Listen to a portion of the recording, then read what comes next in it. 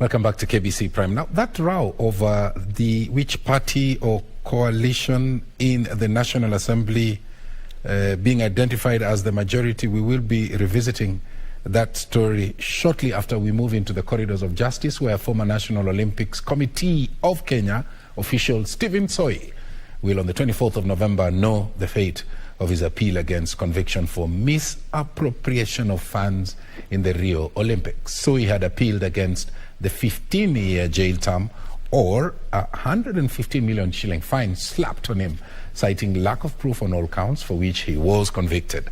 Meanwhile, Magistrate Eunice Nyutu has directed that Tuko News editor be held in custody for 5 days without any fine for contempt of court. This and more from the corridors of justice. The former National Olympics Committee of Kenya official Stephen Soi, who was convicted in September 2021 to 15 years in jail or pay a fine of 115 million shillings over misappropriation of funds and abuse of office in the Rio Olympics scandal, has faulted the judgment of the lower court and urged the High Court to set it aside, claiming lack of evidence against him. In the appeal, Soi says he was even convicted on 2 counts for which he was not charged.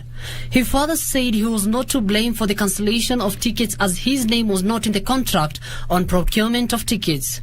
Soi further said there was no evidence of him improperly conferring benefits to his seniors, adding that he was not in the country at the time the alleged offence occurred. However, the Office of the Director of Public Prosecution opposed the appeal and urged Judge Esther Maina to uphold the judgment. The determination of the appeal will be made on the 24th of November 2022. Now that is what you should be submitting before the High Court. Yes. Meanwhile, Magistrate Eunice Nyutu has ordered a news editor from Tuko News to be held in custody for 5 days without a fine for contempt after he failed to apologize for alleged misreporting in a story. She also rejected the editor's application to stay the court's orders for 24 hours to allow them to get orders from a higher court. Abdulkhair Mohammed for Prime Edition.